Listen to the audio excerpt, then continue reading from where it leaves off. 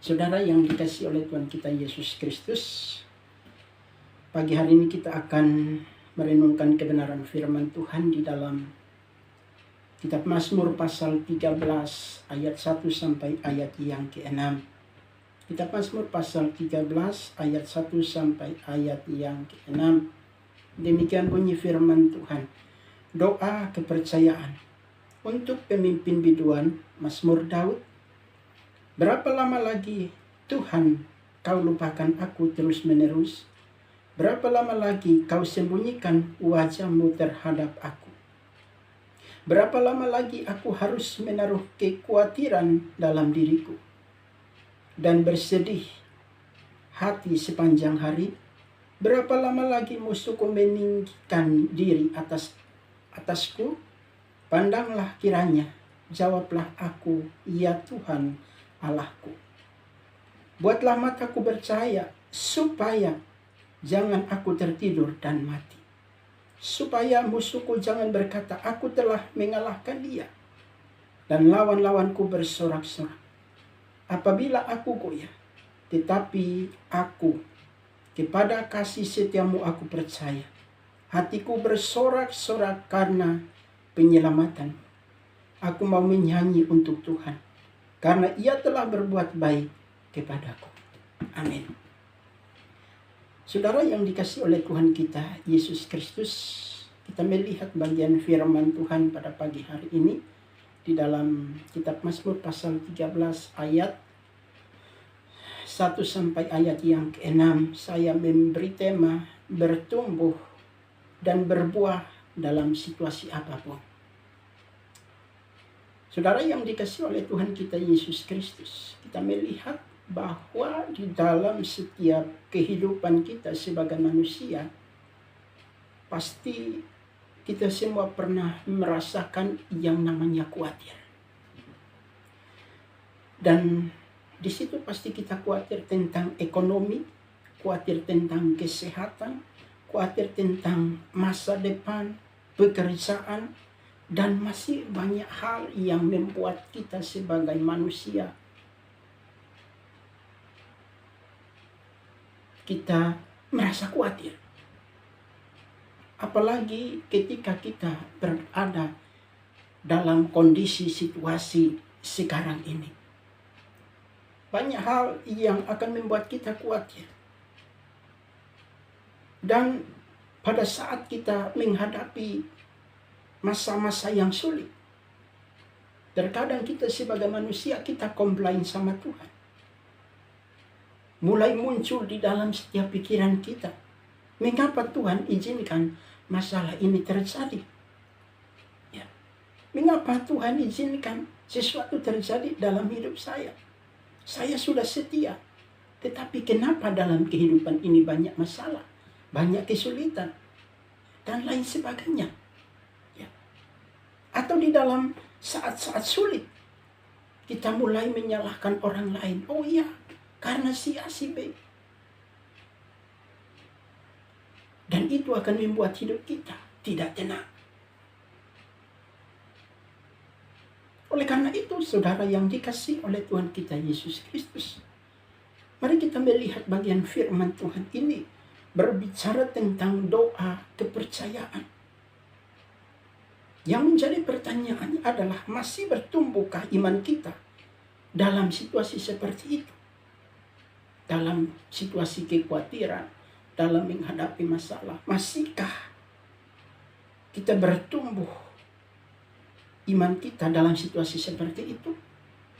Atau iman kita semakin, kepercayaan kita semakin menurun karena kekhawatiran kita? Kita melihat bagaimana kehidupan Daud pada saat ada dalam masalah yang sangat besar, dan masalah itu tak kunjung selesai. Apa yang dia lakukan? Dia berdoa kepada Tuhan, dia bertanya kepada Tuhan, berapa lama lagi ya Tuhan? Di ayat yang kedua bagian A, di situ dikatakan, berapa lama lagi Tuhan? Daud dia berdoa kepada Tuhan, dia tanya sama Tuhan. ketika Daud yang menghadapi atau dia sedang ada dalam masalah yang sangat besar, dia tidak lari dan tinggalkan Tuhan, tapi dia datang kepada Tuhan. Dia tanya sama Tuhan, berapa lama lagi Tuhan? Ya. Kalau di ayat yang kedua, bagian B di situ dikatakan, seolah-olah Tuhan menyembunyikan wajahnya. Sepertinya Tuhan menyembunyikan wajahnya sehingga tidak menjawab apa yang dilakukan oleh Daud. Ya. Dan tidak mau mengarahkan pandangannya kepada Daud. Ya. Seolah-olah Tuhan tidak mengarahkan pandangannya kepada Daud. Bukan hanya Raja Daud, tapi Yesaya pasal 49 ayat 14 juga di situ dikatakan bahwa Nabi Yesaya berkata bahwa Tuhan telah meninggalkan aku dan Tuhanku telah melupakan aku. Seolah-olah Tuhan telah meninggalkan. Tapi kita melihat bagaimana dengan kehidupan Daud. Ya. Masalah yang besar membuat Daud menjadi khawatir, bahkan bersedih sepanjang hari. Di ayat yang ketiga di situ dikatakan bahwa berapa lama lagi aku harus menaruh kekhawatiran dalam diriku. Ya. Dan bersedih hati sepanjang hari. Saudara yang dikasihi oleh Tuhan kita Yesus Kristus. Di ayat yang ketiga bagian A, di situ dikatakan bahwa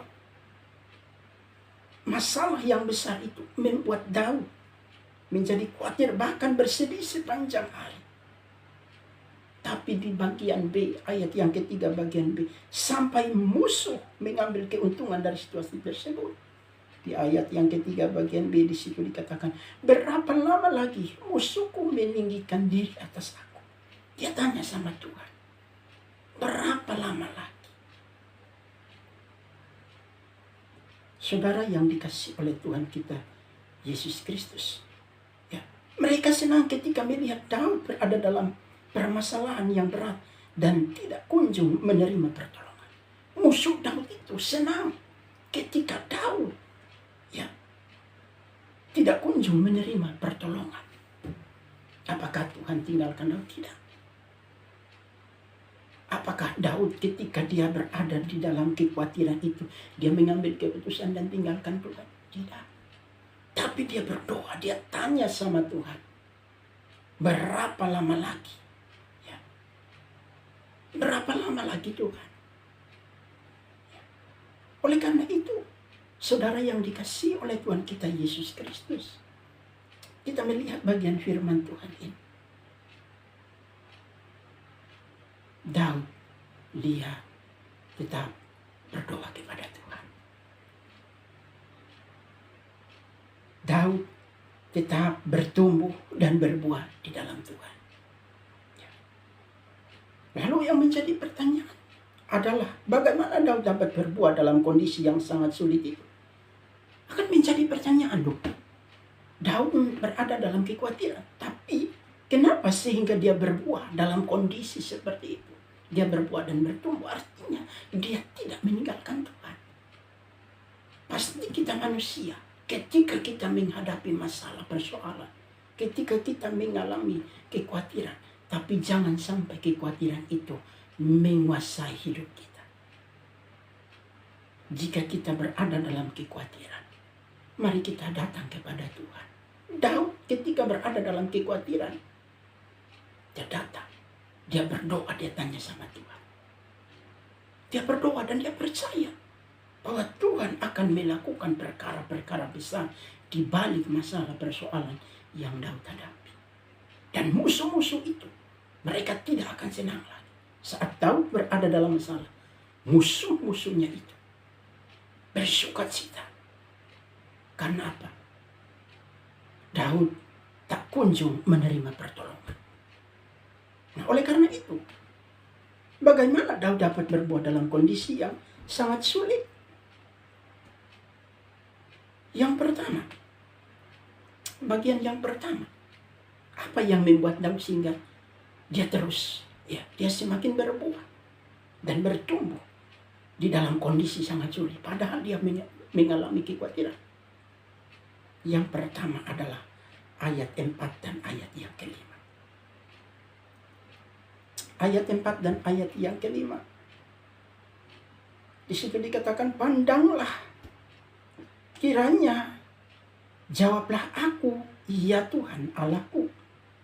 Buatlah mataku bercahaya, supaya jangan aku tertidur dan mati. Ya. Ayat yang kelima, supaya musuhku jangan berkata, aku telah mengalahkan dia, dan lawan-lawanku bersorak-sorak apabila aku goyah.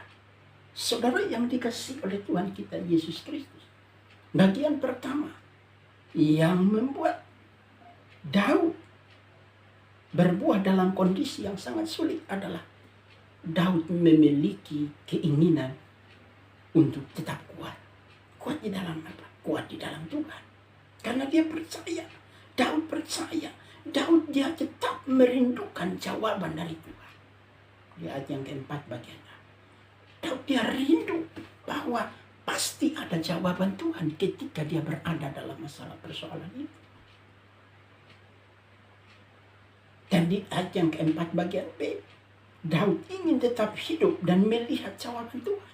Dia tetap percaya bahwa pasti ada jawaban Tuhan. Ya. Dia merindukan jawaban Tuhan.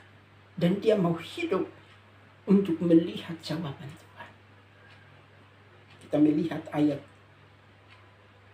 4 dan ayat yang kelima. Ayat 4 di situ. Pandanglah, kiranya jawablah aku, ya Tuhan Allahku. Ya. Artinya Daud dia rindu. Di ayat yang keempat bagian A, Daud rindu untuk menerima jawaban dari Tuhan. Lalu bagian ayat 4 bagian B, buatlah mataku bercahaya supaya jangan aku tertidur dan mati. Artinya Daud dia tidak mau terlarut dalam kekhawatiran itu. Tapi dia berdoa, dia minta Tuhan supaya apa? Dia minta Tuhan supaya dia tetap hidup. Artinya dia tetap kuat supaya dia melihat jawaban Tuhan. Dan ayat yang kelima, dia tidak mau goyah. Agar apa? Agar musuh-musuhnya tidak senang. Tetapi Daud dia memiliki keinginan untuk tetap kuat di dalam Tuhan. Karena dia percaya bahwa Tuhan pasti menjawab doanya ketika dia kuat. Kuat bukan artinya fisiknya, tapi dia kuat, dia hidup di dalam doa. Dia berdoa dan dia merindukan jawaban dari Tuhan. Dia tidak lari kepada manusia, dia tidak lari kepada keputusan sebagai manusia, tapi dia datang kepada Tuhan, membawa hidupnya untuk menerima jawaban dari Tuhan. Dia tetap kuat di dalam Tuhan. Siapa yang memberi kekuatan? Tuhanlah yang memberi kekuatan, supaya dia mampu mengatasi kekhawatirannya itu. Bagaimana dengan kita? Apakah di saat kita dalam kondisi seperti itu kita masih kuat? Kita masih datang? Kita masih rindu untuk menerima jawaban dari Tuhan atau tidak? Atau kita masih ingin hidup dan melihat jawaban Tuhan? Apakah iman kita masih tetap kuat dan tidak goyah di hadapan Tuhan? Saudara yang dikasihi oleh Tuhan kita Yesus Kristus, saat menghadapi kekhawatiran, penting sekali untuk kita tetap memiliki keinginan atau kemauan untuk tetap kuat bertahan. Bertahan di dalam siapa? Bertahan di dalam Tuhan. Bukan kita malah mengambil keputusan, kita putus asa, kita patah semangat. Nah, itu akan membuat kita semakin lemah. Tapi jika kita datang kepada Tuhan, membawa seluruh kehidupan kita dalam doa, dan kita tetap kuat di dalam Tuhan, menantikan jawaban Tuhan, maka Tuhan pasti akan menjawab setiap doa kita. Asalkan apa? Kita mau kuat di dalam Tuhan. Kita mau memiliki keinginan yang kuat di dalam Tuhan seperti Daud. Maka Tuhan pasti akan menjawab doa kita. Lalu bagian yang kedua, apa yang membuat Daud sehingga dalam kondisi yang sangat sulit itu dia tetap berbuah dan bertumbuh. Yang kedua adalah Daud tetap percaya kepada kesetiaan Tuhan. Ayat yang ke-6 di situ dikatakan, tetapi aku kepada kasih setiamu aku percaya. Hatiku bersorak-sorak karena penyelamatanmu. Itu bagian ayat yang ke-6 bagian A. Di situ dikatakan bahwa Daud tetap percaya kepada kesetiaan Tuhan. Dia khawatir. Tapi di dalam kekhawatirannya itu dia mendapat kekuatan. Bukan hanya dia kuat, tetapi dia yakin dan percaya bahwa kesetiaan Tuhan itu tidak ada batasnya dalam hidup Daud. Daud berkata, tetapi aku kepada kasih setiamu aku percaya. Daud di dalam kekhawatirannya, dia selalu percaya bahwa di balik setiap kesulitan yang masalah yang dihadapi, dia percaya bahwa Tuhan tetap setia dalam hidup Daud. Bagaimana dengan kita? Di tengah kekhawatiran, apakah kita masih percaya dan setia kepada Tuhan atau tidak? Masihkah kita percaya bahwa Tuhan tetap setia dengan kita atau tidak? Tuhan tetap setia kepada kita. Tapi bagaimana dengan kehidupan kita sebagai manusia? Apakah kita masih percaya kepada Tuhan atau tidak? Kalau kesetiaan Tuhan, Tuhan tetap setia kepada manusia meskipun manusia tidak setia. Tapi Tuhan tetap setia kepada manusia. Maka itu Daud, kenapa dia tetap bertumbuh dan berbuah dalam kondisi sulit? Karena Daud percaya bahwa Tuhan tetap setia menjawab doanya. Ya. Nah, ini adalah doa Daud. Ya. Tetapi ini juga adalah suatu bukti yang nyata dalam kehidupan Daud setiap hari. Dia selalu berdoa, bukan dia datang saat dia menghadapi masalah. Tidak. Daud setiap hari dia selalu berdoa. Dia selalu menantikan. Dia selalu tetap percaya bahwa kesetiaan Tuhan itu tidak ada batasnya. Bagaimana dengan kita? Apakah kita membuktikan kepada Tuhan setiap saat atau setiap waktu? Atau di saat kita mengalami kesulitan, masalah, persoalan, baru kita datang kepada Tuhan, berdoa kepada Tuhan? Mari kita melihat contoh teladan dari Daud ini, bahwa kesetiaan Tuhan telah sangat bukti dalam seluruh kehidupan Daud. Dan bukan hanya untuk Daud, tapi terbukti dalam seluruh kehidupan kita. Maka dari itu sekalipun kita menghadapi situasi yang sulit, tetaplah kita percaya kepada rencana Tuhan. Karena di balik semua kesulitan itu ada rencana Tuhan yang sangat indah. Tuhan setia. Bagaimana dengan kita? Apakah kita masih setia atau tidak? Kembali kepada diri kita. Itu yang kedua. Yang ketiga yang terakhir. Apa yang membuat Daud sehingga dalam kondisi itu dia tetap bertumbuh dan berbuah di dalam kondisi kesulitan itu? Yang ketiga, Daud dia tetap mau memuliakan Tuhan. Ayat yang ketiga bagian B. Hatiku bersorak-sorak karena penyelamatanmu. Ya. Aku mau menyanyi untuk Tuhan karena ia telah berbuat baik kepadaku. Saudara yang dikasihi oleh Tuhan kita Yesus Kristus, bagian yang ketiga, Daud tetap mau memuliakan Tuhan. Dalam kondisi kesulitan apapun, Daud dia datang, dia berdoa, dia memuliakan Tuhan. Karena dia percaya bahwa di dalam doanya, di dalam kesetiaannya, di dalam dia memuliakan Tuhan, maka di balik semua itu ada jawaban Tuhan di dalam setiap doa-doa Daud. Hati Daud bersuka cita, bersorak-sorak karena apa? Keselamatan itu hanya datang dari Tuhan. Di luar Tuhan Yesus tidak ada keselamatan. Tapi di dalam Yesus ada keselamatan. Dia bersorak-sorak karena apa?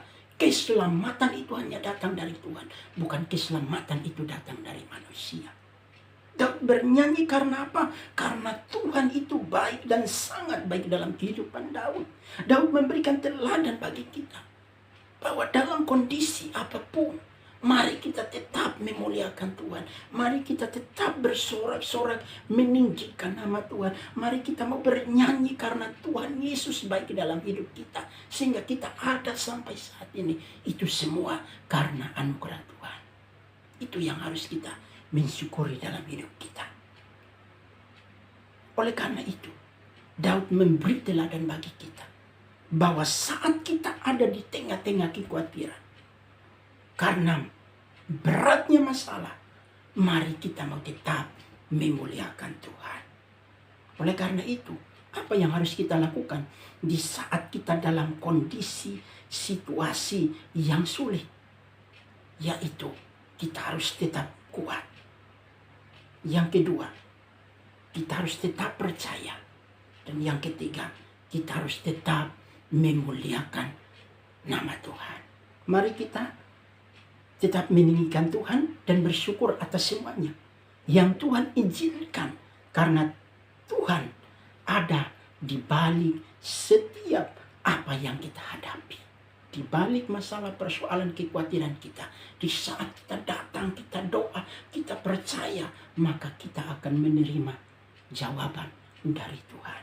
Tetaplah berbuah dalam segala situasi dan keadaan. Karena berbuah adalah bagian dari kehidupan setiap orang yang percaya, yang terus bertumbuh di dalam Tuhan. Kiranya firman Tuhan pagi hari ini menolong dan memberkati kita semua.